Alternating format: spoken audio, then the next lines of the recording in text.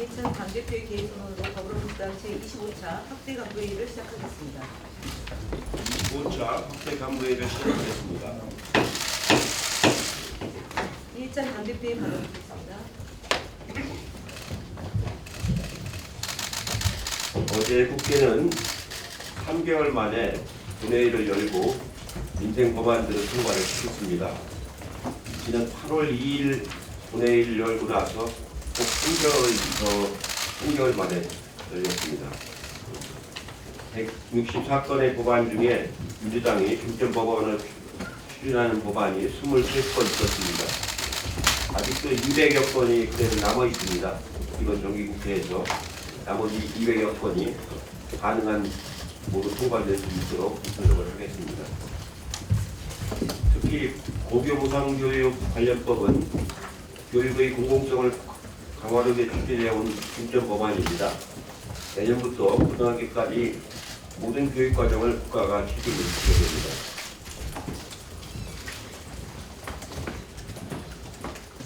오늘 대전과 예산정책협의가 있습니다. 다음 주에는 마지막으로 경기도하고 예산정책협의를 하게 되면 다 마무리가 됩니다. 그동안에 상반기에도 한번 했고, 그래서 내년 예산에 강난 많이 반영을 했습니다.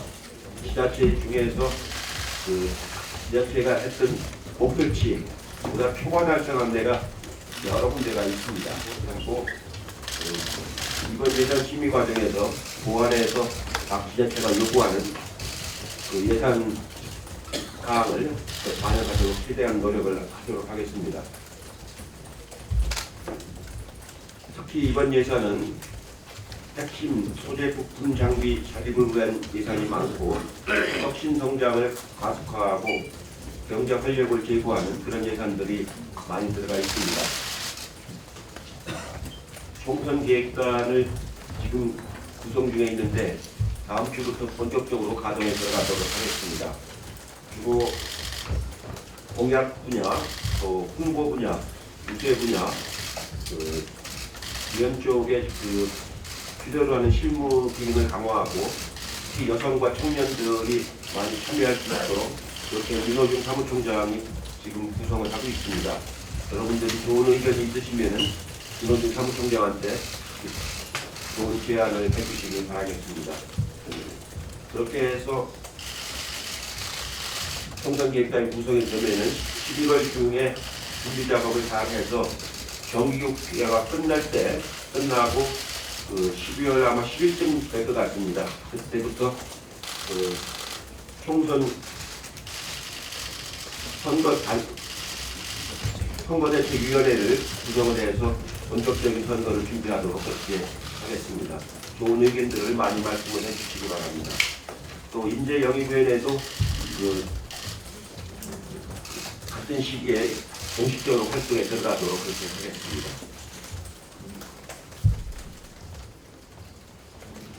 어제는 제가 문재인 대통령 모친 장례식에 참여를 했습니다. 특별히 교황께서 조사를 보내주셔가지고 어제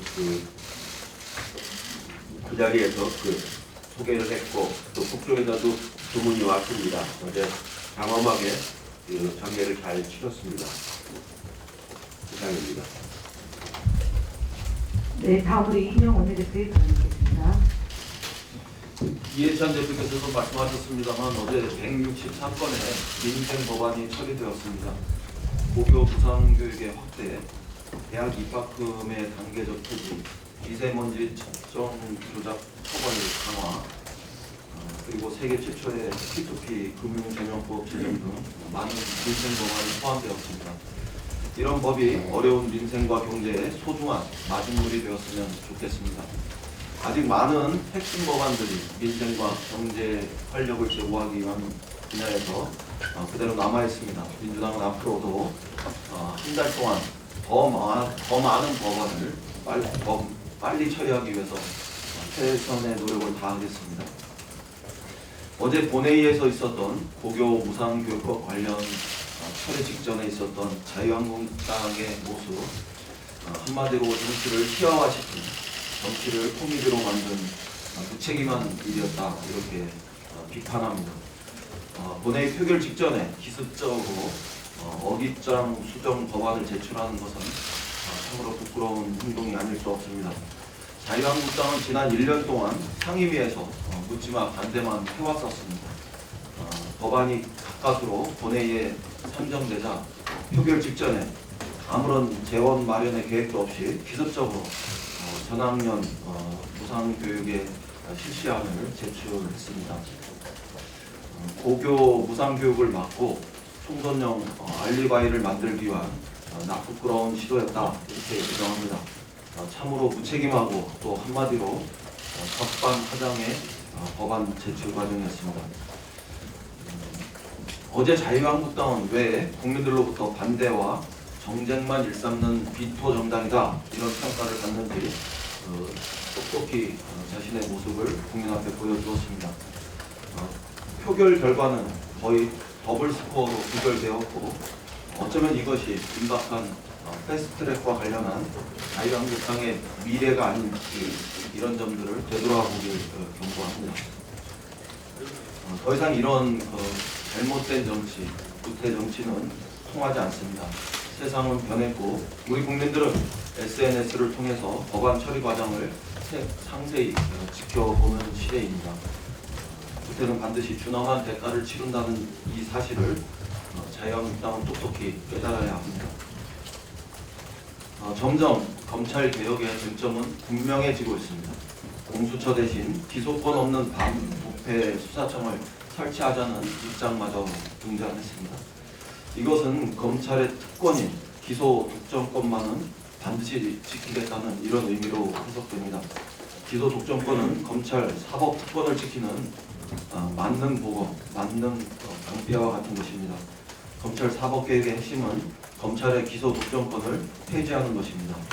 공수처 설치를 지지하는 국민 여론이 감당할 수 없는 수준에 이르자 검찰 기소 독점권 하나만은 지키고 말겠다는 이런 본심을 드러낸 것으로 보입니다. 그러나 검찰 개혁을 위해서 기소 독점권을 철폐하고 공수처가 설치되는 것은 꼭 필요한 일입니다. 검찰의 특권과 기소권을 옹호하는 주장은 더 이상 받아들일 수 없고 우리 국민도 용납하지 않을 것입니다. 그 대신 권력 분산과 민주적 통제를 위한 토론은 적극적으로 수용하겠습니다. 민주당은 검찰은 물론 공수처도 민주적으로 통제해야 한다는 주장에 전적으로 동의합니다. 그런 방안을 마련하기 위해 생산적인 토론의 장이라면 진지하게 협상에 응할 의사도 있다는 점을 분명히 밝힙니다. 특권은 철폐하고 민주적 통제를 강화하는 것이 우리가 가야 할 검찰개혁의 방향입니다. 이제 소모성 논쟁은 줄이고 생산적 토론에 나설 것을 야당에게 거듭 제안합니다. 민주당은 어제 국회 개혁에 힘찬 시동을 걸었습니다. 교섭단체 대표연설에서 말씀드렸던 국회 개혁 법안이 시동을 걸었습니다. 국회 혁신특위에서 석 달 동안 정성 들여 마련한 국회법 개정안입니다. 국회 개혁의 출발은 때가 되면 무조건 상임위, 본회의를 여는 데서 시작됩니다. 법안은 자동으로 상정되고 일을 하지 않을 수 없도록 강제하는 것입니다. 회의에 참석하지 않은 국회의원의 출석을 일정 기간 정지하고 더 나아가 제명할 수 있는 징계 규정도 담겨 있습니다. 윤리위를 상설하고 국민의 의견을 듣는 국민 배심원단도 설치할 수 있게 됩니다. 국회를 황골 탈퇴의 수준으로 개혁해야 합니다. 민주당은 국민의 염원인 국회 개혁을 반드시 이루겠다는 말씀을 드립니다. 이상입니다. 네, 다음으로 박수민 최고위원의 발언이겠습니다. 예, 독도 인근 해성에서 추락한 소방헬기에 대한 수색 작업이 밤새 진행이 됐으나 별다른 진척이 아직까지는 없다고 합니다. 빠른 시간 내에 실종자분들이 무사히 발견되길 기원하고 수색 작업에 참여하신 분들도 안전하셨으면 합니다. 어제 사회적 참사 특별조사위원회에서 세월호 참사 당시에 희생자 구조를 위해 현장에 투입된 헬기를 해경 청장 등이 이용하면서 희생자의 발견된 피해자의 이송이 늦어졌던 정황이 발견되었다라고 발표했습니다. 있습니다. 원격 진료 과정에서 매우 빠르게 병원으로 옮겨야 한다고 했기에 단원고 학생이 헬기로 즉시 이송됐어야 함에도 불구하고 해경 지도부가 헬기를 이용함으로써 4시간 넘게 배를 3번이나 갈아타고 겨우 병원에 도착했다는 것입니다. 많은 국민들이 이 기사를 접하고 분노하셨을 겁니다. 세월호 참사로 인해 304명의 고귀한 생명이 죽음에 이르렀는데 현장 대응 및 구조에 실패한 이들 중 123 경기정 정장인 김경일 외에는 그 누구도 책임지지 않았었습니다. 해경 지휘부는 부실한 감사, 엉터리 수사로 오히려 면죄부를 받았습니다. 비록 분간 발표라고 하지만 어제 제기된 의혹이 사실이라면 이것은 천인 공노할 일입니다. 박근혜 정부에서 세월호 수사에 대해 외압을 가하고 일기 특조위 활동을 조직적으로 방해했던 이유가 바로 이 같은 진실을 은폐하기 위해서였던 것 아닌가 의심이 들었습니다. 세월호 참사의 직접적인 원인, 해양안전관리감독 부실의 책임, 컨트롤 타워의 무능, 구조의 실패 내지 방기, 수사 외압, 희생자 및 가족들에 대한 비방 및 명예훼손, 진상규명 활동에 있어서의 조직적인 방해 등 하나하나에 대해 책임 있는 사람이 책임을 져야 할 것입니다. 세월호 참사는 사법적 책임의 부분이 매우 복잡한 만큼 윤석열 검찰총장이 인사청문회와 국정감사 때 약속한 바대로 특별수사단 설치해서 명명백백히 그리고 빈틈없이 진상을 규명하고 책임자를 처벌해야 할 것입니다. 다른 당의 총선 준비와 관련해서 굳이 언급할 필요는 없지만 박찬주 대장 영입과 관련돼서는 한 말씀 드려야 될 것 같습니다. 박찬주 전 대장 부인은 공감병을 때리거나 베란다에 가둬 놓았다 등의 의혹을 받고 기소가 되었습니다. 박찬주 전 대장도 무혐의 처리되긴 했지만 공감병에게 비상식적인 갑질 행위를 했다라는 논란이 있었던 부분입니다. 물론 보류되긴 했지만 자유한국당이 당대표까지 나서서 모시려고 했던 박찬주 대장을 영입 1호로 하려고 했었던 것은 국민을 무시하는 행위다라고 말씀드리겠습니다. 박찬주 대장이라는 인물이 가지고 있는 가치가 자한당의 시대 정신인지 되묻고 싶습니다. 황교안 대표는 국민의 정치 불신을 악화시키는 이런 국민 무시 행태를 즉시 중단해야 할 것입니다. 이상입니다. 네, 다음은 박가원 최고위원의 발언 듣겠습니다. 네, 문재인 대통령이 조용한 모친상을 치르고 청와대에 복귀했습니다. 이번에 있던 병원에서도 대통령의 어머니인지 잘 몰랐다고 합니다. 뒤늦게 알았다고 합니다. 작은 병원의 6인 병실 그리고 작은 빈소 또 최소한의 주문객 등 현직 대통령이 어머니의 죽음 앞에서 한없이 슬퍼하면서도 겸손하고 절제 있게 어머니와 이별하는 모습에서 국민들도 많은 것을 느끼게 됐습니다. 다시 한번 고 강한옥 대사 여사님의 영년을 기원합니다. 여사님의 선종을 보면서 우리는 분단의 고통을 다시 한번 확인합니다. 이산 가족의 아픔을, 큰 아픔을 확인하게 됩니다. 지난달 30일 미 하원 외교위원회에서는 미국에 사는 한인들이 북한에 있는 가족들과 만나는 것을 지원하는 이산가족 상봉 법안을 통과시켰습니다. 이 법안이 미국 의회에서 최종적으로 통과될 수 있도록 우리 당도 지원하는 방안을 찾겠습니다. 현재 국내 이산가족 생존자는 5만 3천여 분 정도 됩니다. 70살이 넘은 분이 86%입니다. 한반도 평화를 남보다 앞서 마련해야 할 책무를 지고 있는 우리 국회가 미국 의회보다 이산가족 상봉을 위한 노력을 더욱 절박하게 해야 되는 것 아닌가 하는 반성을 하게 됩니다. 이산가족, 특히 고령 이산가족 분들이 남북을 자유롭게 왕래할 수 있는 지원 법안을 제정하는 것의 필요성을 절감하게 됩니다. 물론 이것이 북한의 사정에 따라서 당장 이루어질 수 없는 일이라 하더라도 국회가 할 수 있는 노력은 무엇이든지 해야 된다는 그런 의지를 표현하는 방법이라고 봅니다. 국제사회의 여야가 초당적으로 의지와 힘을 모아나가는 모습을 보이는 것이 매우 중요하다고 봅니다. 한반도 평화는 어렵지만 반드시 가야 할 길이라는 것을 우리가 알고 있듯이 이산가족이 가족을 만나는 일은 그 전에라도 꼭 이루어져야 할 절박한 과제라는 것을 똑같이 알고 있습니다. 북한도 이 문제에 대해서 아주 진지한 자세로 접근해 올 것을 기대합니다. 박준희 최고께서 말씀하셨습니다만 2014년 세월호가 가라앉은 그날 맥박이 살아있는 한 학생이 있었지만 헬리콥터를 이용하지 못하고 4시간 넘게 경비정을 하고 가다가 생명을 잃었다는 믿기 어려운 사실이 공개됐습니다. 이것은 국가가 어린 생명을 버린 것입니다. 이런 참담한 사실을 앞에 두고도 유가족들을 향해서 허위조작 정보로 혐오하고 모욕하는 일은 인간으로서는 해서는 안 되는 일입니다. 인명 구조 과정은 물론 세월호 참사에 대한 재수사의 필요성이 더욱 높아졌습니다. 이와 함께 공권력 행사 과정에서 발생한 범죄에 대해서는 공소시효를 배제하거나 정지하는 방안을 논의해야 합니다. 일부 언론에서 유니클로 매장에 소비자가 몰리면서 국민들의 자발적 불매 운동이 시들어졌다는 보도를 앞다퉈냈습니다. 이런 보도는 SNS에 유통되면서 우리 국민들의 역량을 비하하고 모욕하는 내용으로 왜곡 유포됐습니다. 이를 근거로 일본 내에서는 한국의 보이콧 집행을 이겼다. 이런 비웃음까지 나왔습니다. 그러나 사실이 아닙니다.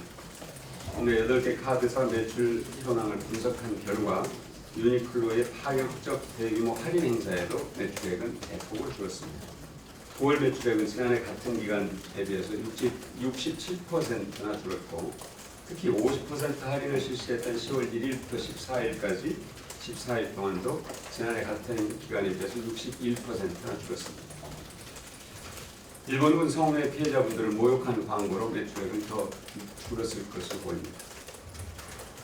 국민들의 마음은 쉽게 식지 않습니다. 국민들의 힘을 깎아내리려는 얄팍한 시도는 멈춰야 합니다. 이상입니다. 네, 다음은 서른 최고위원을 발언하겠습니다. 북미 협상이 교착되면서 남북 관계도 꽉 막혀 있습니다.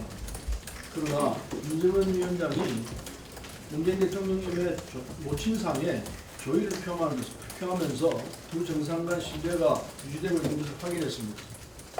한반도 평화와 번영은 무기가 아닌 대화와 협력으로 지켜낼 수 있기 때문에 중단되어 있는 남북 간 교류협력 재개로 그 길을 만들어야 할 것입니다. 우선 금강산 관광 재개에 좀 더 적극적이고 전향적으로 나서야 합니다. 김정은 위원장이 금강산 관광시설 내 남측 시설 철거하라고 지시하고 우리 정부의 실무 협상 제안도 거절하면서 상황이 녹록지 않은 건 분명합니다. 그렇다고 남북 교류 협력의 상징인 금강산 관광이 영원히 중단되는 걸 바라만 보고 있을 수는 없습니다. 금강산 개별 관광은 대북 제재 대상도 아닙니다. 유럽 등 외국인 관광객 20만 명이 지난해 북한을 방문하기도 했습니다. 우리 정부도 국민의 금강산 개별 관광 실행을 위한 협의를 적극 추진해 주기 바랍니다. 김정은 위원장은 올 초 신년사에서 조건 없는 금강산 관광 재개를 제안한 바 있고 지난해 9월 남북 정상은 금강산 관광 사업 우선 정상화 합의를 한 바 있습니다. 남과 북 모두 합의 정신으로 돌아가 교류의 물꼬를 튀어야 합니다. 금강산 관광지구 내 우리 기업의 재산권 보호 차원에서라도 남북 간 대화로 반드시 문제를 풀어야 합니다. 실무 협상 차원으로는 풀기 어려운 만큼 고위급 회담 등 다각적인 방안을 조치해야 합니다. 나아가 원사 조치 해제 등 남북 교류를 제한하는 조치들에 대해서도 전면적으로 재검토하고 남북 교류 복원을 통해서 북미 협상의 돌파구도 함께 마련해야 할 것이라고 생각합니다. 이상입니다. 네, 다음 남희준 최고위원님의 발언하겠습니다. 네, 독도 인근 응급병역기 추락으로 실종된 분들의 생활을 기원합니다. 이분들의 그 생활을 위해서 수색에 만전을 기해주시기를 다시 한번 당부해 드립니다. 이 자유한국당 나경원 원내대표는 교섭단체 대표 연설을 통해서 연동형 비례제가 민주주의의 독서가 될 것이라며 이 제도로 국회에는 권력을 쫓아다니는 영혼 없는 정치인들의 야합 놀이터로 전락할 것이라고 했습니다. 참 어이없는 발상이 아닐 수가 없습니다. 나경원 원내대표의 말을 제가 정정해 드리겠습니다. 비례대표제는 민주주의의 발원이고 이 제도로 국회는 전문성을 갖춘 새로운 인재들이 정치의 활력을 불어넣는 기회가 될 것입니다. 나경원 원내대표는 연동형 비례제가 전 세계의 웃음거리로 전락할 것이라고 하는데 비례대표제가 공고하게 자리 잡은 많은 나라들을 과연 어떻게 설명할 수 있을까요? 오히려 OECD 국가 중에 비례대표만으로 의회를 구성한 나라와 지역과 비례대표 방식을 병용하고 있는 나라는 훨씬 많다라고 하는 이 사실을 제대로 아시길 바랍니다. 비례대표를 없애고 270석으로 지역구를 늘리자는 자유한국당의 발상이야말로 정말 기득권을 강화하는 논리 아닙니까? 정치적 다양성을 보장하고 전문적으로 참신한 인물, 정치 신인 및 여성, 장애인, 청년 등 소외계층의 등용 가능성을 열어온 비례대표제를 없앤다면 정말 그 나물에 그 밥이 국회라는 오명을 벗지 못할 것입니다. 우리 당은 청년, 여성 등 전문성을 갖춘 새로운 인물을 비례대표로 공천할 수 있도록 공정하고 개방적인 시스템을 갖추는 데 각별한 노력을 기울일 것입니다. 이외 총선 기획단을 통해서 그런 룰들을 만들어 나간다는 걸 말씀드리겠습니다. 아울러서 패스트트랙으로 본회의에 부의된 선거법 부의되는 헌법법 개정안은 12월 3일까지는 반드시 국회 본회의에서 통과되어야 한다는 것을 다시 한번 강조드립니다. 지난 4월 패스트트랙 사태 이후에 선거제도 개혁을 기다려온 국민들은 이제 정말 더 이상 광장으로 나오는 것이 아니라 이제 국회에서 처리되기를 기다리고 있습니다. 더 이상 기다릴 수가 없습니다. 반드시 이번 국회에서 패스트트랙 처리할 것을 다시 한번 촉구합니다. 이상입니다. 네, 다음은 박홍근 울주로 위원장의 발언을 듣겠습니다. 저는 평소 소신을 가지고 터라의 운송 사업에 대해 불법의 경계를 넘었다고 주장해 왔습니다. 그런 점에서 이번 검찰의 기소 결정은 예견되었던 일입니다. 그럼에도 불구하고 이번 검찰의 기소는 시점상 이해하기 어렵고 갈등을 더 키운 측면이 있습니다. 검찰 관계자에 따르면 고발이 있었던 지난 2월부터 지금까지 8개월가량을 일부러 사회적 합의를 위해 시간을 끌었다라고 합니다. 그러나 검찰이 시간을 끌지 않고 원칙대로 수사하고 결과를 내놨다면 사회적 갈등도 택시 노동자의 희생도 없었을 겁니다. 검찰은 정치하는 곳이 아니라 원칙대로 수사하는 곳입니다. 이런 못된 악습은 이번 검찰 개혁을 통해 반드시 개선돼야 합니다. 결국 수많은 갈등과 희생 끝에 지난 3월 사회적 대타협을 거쳐 후속으로 7월 택시제도 개편 방안을 발표하고 현재는 사회적 합의를 통해 타다의 불법성을 해소하고 타다의 질 좋은 서비스를 택시제도권 안으로 포용하려는 단계로까지 겨우 진입했습니다. 국회에 타다를 플랫폼 운송사업으로 포용하는 대신 불법 논란이 일고 있는 역외군수법 시행령을 손보는 법안이 정부와 업계의 의견을 수렴해서 제가 대표 발의한 끝에 곧 심사를 앞두고 있습니다. 이 법안이 통과되면 검찰의 기소가 없더라도 혁신과 상생을 위한 택시 제도의 기본틀이 만들어지면서 자연스럽게 타다의 불법 논란도 해소되었을 겁니다. 하지만 이번 검찰의 기소로 오히려 갈등만 더 증폭되고 택시제도 개편 논의와 사회적 합의가 깨질 판입니다. 사회적 합의가 결실을 맺기 일보 직전에 느닷없고 뒷북치는 검찰 기소라는 큰 암초를 만난 겁니다. 검찰의 기소와 재판만 보고 있다가는 향후 2, 3년간 이 갈등과 혼란을 더 겪게 될 겁니다. 이것은 그 누구도 바라지 않는 최악의 상황입니다. 우리는 어렵게 이어온 사회적 합의 트랙을 더 단단히 하고 지난 7월 당정을 통해 발표된 택시제도 개편 방안의 조기 입법화를 통해 택시업계가 갈등을 넘어 상생과 혁신의 길로 나아가도록 할 것입니다. 모든 국민들이 더 질 좋은 교통 서비스를 받도록 해야 한다는 여당으로서의 책임을 다하겠습니다. 대우조선해양의 불법 하도급에 대해서 한 말씀만 드리겠습니다. 윤석열 검찰총장은 취임식에서 경제 분야의 공정한 경제 질서를 무너뜨리는 범죄는 초의 망설임 없이 단호하게 대응하겠다라고 밝힌 바 있습니다. 그러나 이러한 결기는 국민의 관심이 덜한 대기업의 불법 하도급 사건에서는 찾아볼 수가 없습니다. 검찰이 제대로 된 공정경제 수사를 하려면 스포트라이트를 받는 이 언론의 카메라 회시가 아닌 피해자들의 눈물을 봐야 합니다. 대우조선의 전형적인 불법 하도급에 대해 공정위는 과징금과 함께 검찰을 고발했습니다.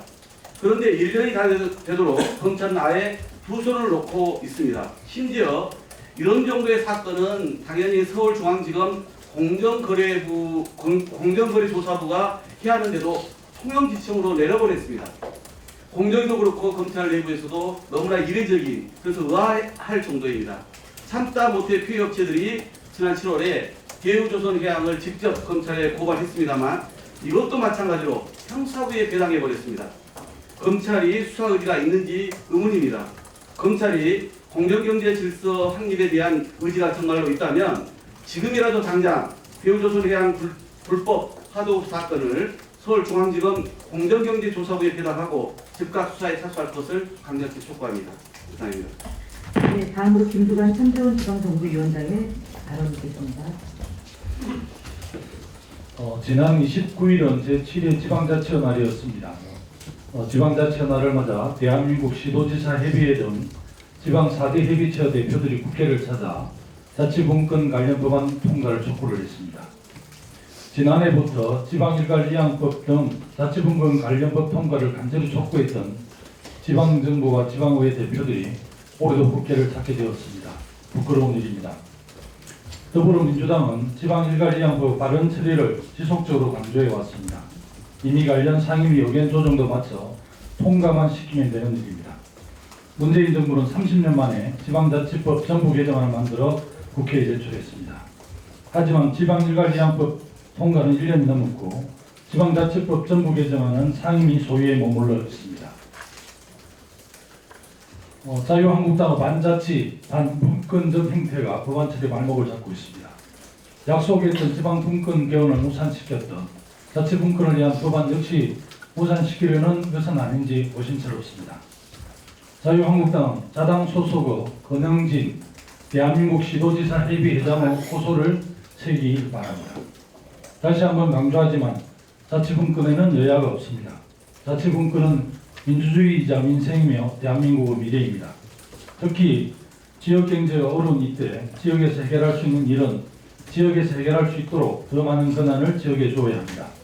특히 부가세법, 지방소비세법 등 재정분권 문제는 지방정부들이 내년 예산을 제대로 편성하기 위해서라도 하루속히 통과되어야 합니다.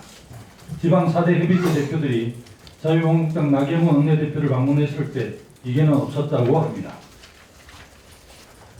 올해야말로 자치분권 관련 법안들이 통과되기를 기대하며 자유한국당의 적극적인 협력을 촉구합니다. 더불어민주당 하반기 지역 예산과 지역 현안과 예산 반영을 위해 17개 시도별 예산정책 협의회를 실시하고 있습니다.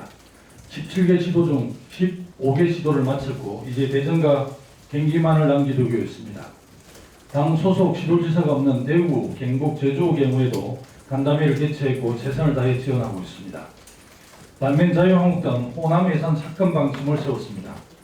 자유한국당이 또다시 지역주의 망명이 길을 펴고 있는 것입니다. 여당은 여야 없이 지역에 한 푼이라도 더 지원해 지역 경제와 어려운 민생을 살리겠다는데 제1야당은 지역주의를 이용해 오직 자당의 이익만 얻겠다고 하고 있는 것입니다. 더불어민주당은 남은 2개 시도 예산정책 협의도 성공적으로 치르고 최선을 다해 지원할 것입니다. 자유한국당은 국민과 지역이야 어찌되든 분열시켜 선거에서 이기면 그만이라는 식의 망국적 지역주의를 즉시 중단하고 지역 예산 지원에 최선을 다해주기 바랍니다.